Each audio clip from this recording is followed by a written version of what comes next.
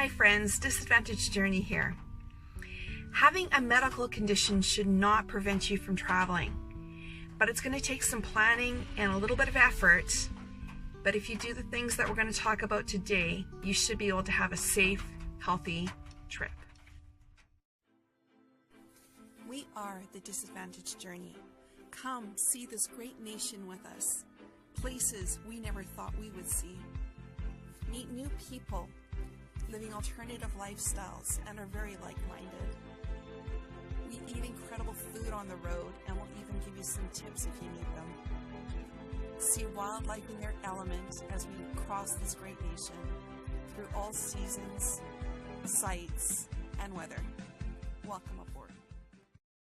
So one of the very first things that we're going to want to do is we're going to want to consult with our doctor. So whether you've had recent surgery or you have a chronic condition that requires medications or treatments, you're going to want to see your doctor before you go.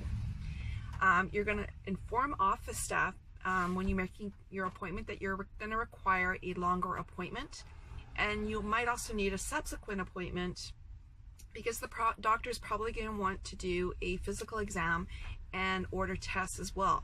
And when he gets the test back, you'll return, and then they'll see if any adjustments need to be made to any of your medications or treatment or other devices that you might be using. So be kind, let staff know so that you don't back up the entire office. Now, also something very important is let the doctor know where you're going. And the reason I'm saying this is if you have lung conditions or anemia, for example, it might be a really important thing for the doctor to know that you're going to be at a high altitude or a very hot, dry climate. It might affect those conditions. So the biggest key with this appointment is for the doctor to assess where you're at and foresee any issues depending on where you're going that might need to be taken care of or thought of prior to you going.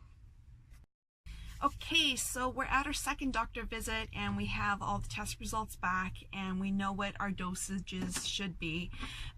So now it's prescribing time. So some important considerations in having your doctor write the prescription is to make sure that you're going to have enough coverage. So the length of your trip plus a contingency amount. So if you're within Canada, maybe a couple of weeks. If you're going to the United States, maybe 4 weeks.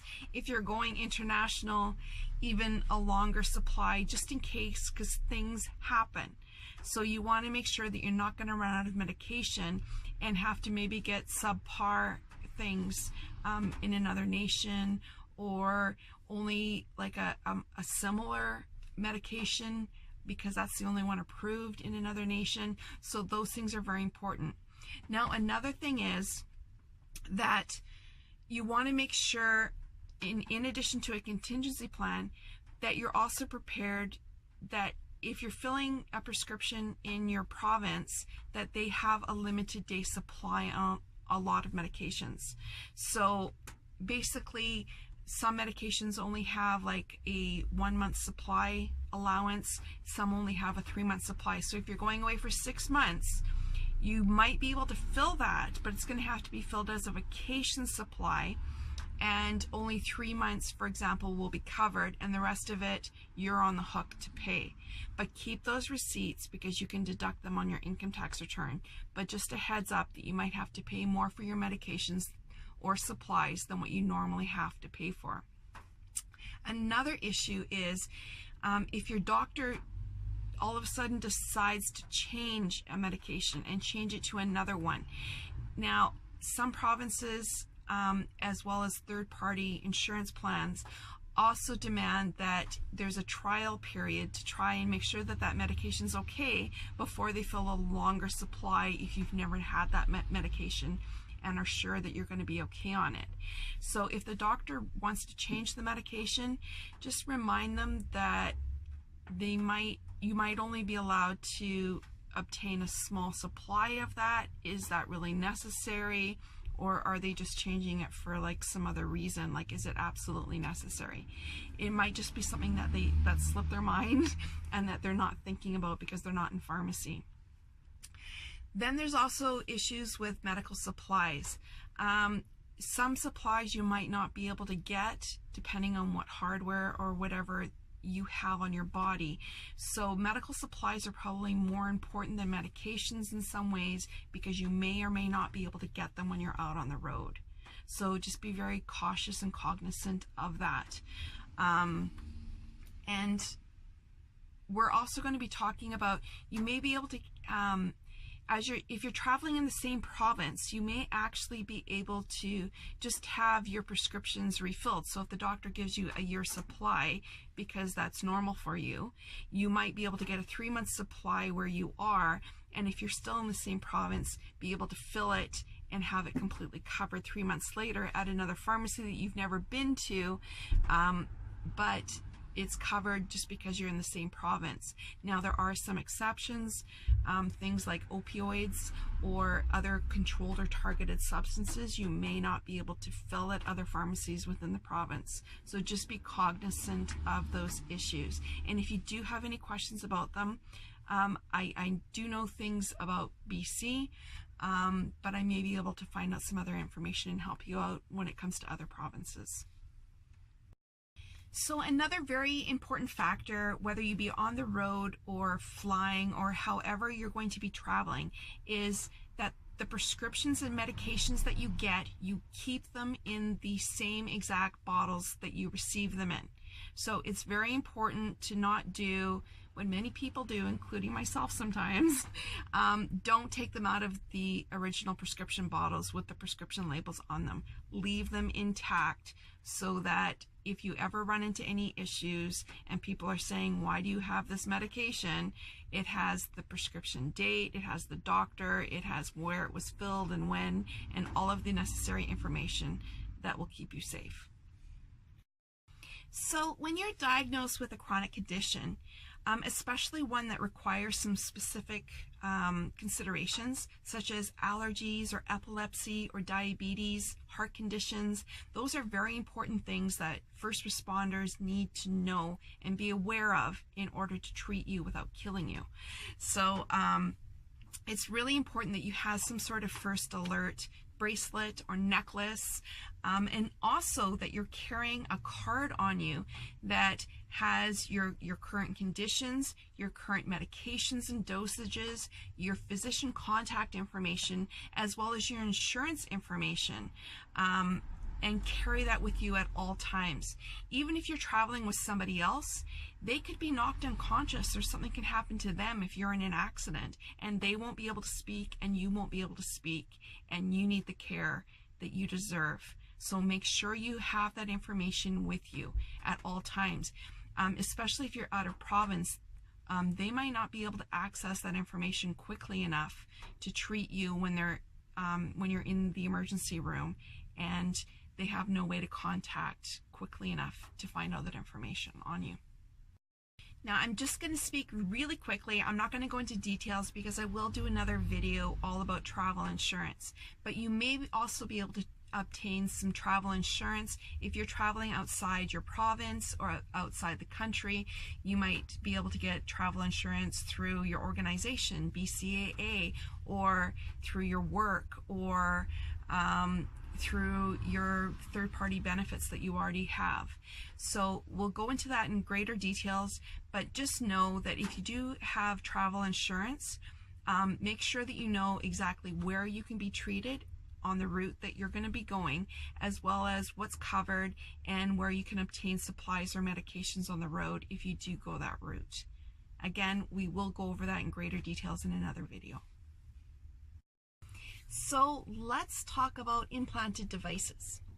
If you have any sort of implanted device, whether it be artificial joints, a pacemaker, or other internal device of some kind, a nerve stimulator, whatever it may be, you may want to get a note from your doctor when you have that final doctor visit.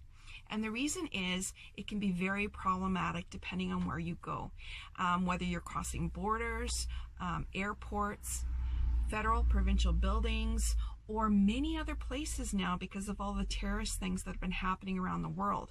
So things and places that you didn't think that you'd have issues might have much higher security than what you were ever expecting before. So it's imperative to have that letter. And especially if they're electronic devices such as the pacemaker or nerve stimulators, they can actually be deactivated or interfered with by going through some of the scanning equipment. And most places, if you say something immediately that I have a device implanted in me, even if you don't have the letter, make sure you speak up, because they have other ways that they can process you or scan you without you going through those devices that could cause havoc within your system, and you end up with an ambulance and a hospital visit. Now, another thing many people don't think about is if you've had a recent test, such as a CT scan, and you've had radioactive dye injected into you, you could actually potentially have nuclear warning devices go off because of the radioactive material in your body when you're crossing a border or other places that actually have that technology installed in them.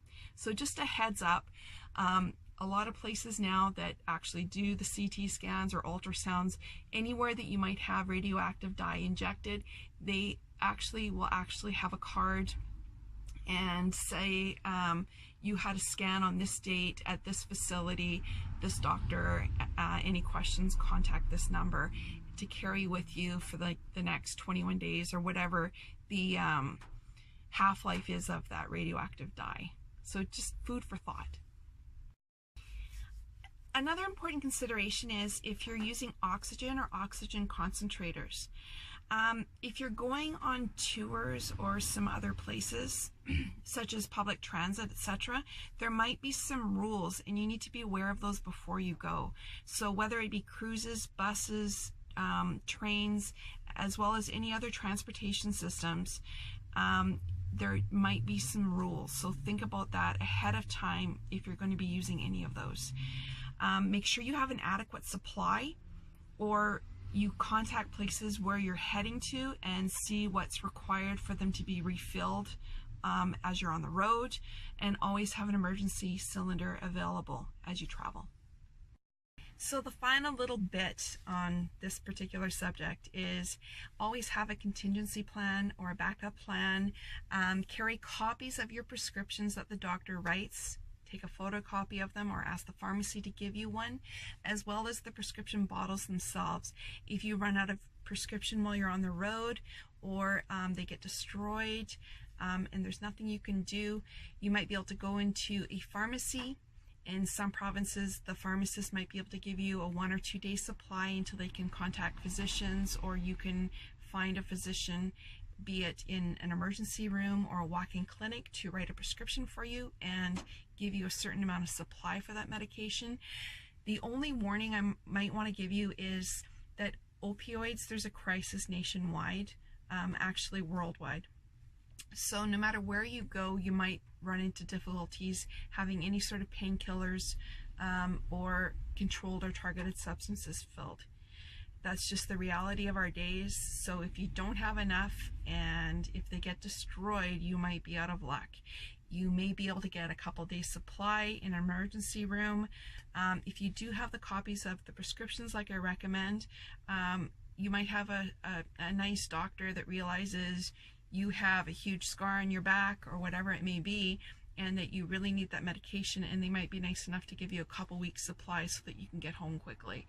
Other than that, you might be out of luck. So just plan ahead, be prepared, take all these steps, and you should be able to have a very safe and healthy travel experience. Hi everyone, Disadvantaged Journey here again. I really hope that you enjoyed the video that we've presented today and that you enjoyed the information.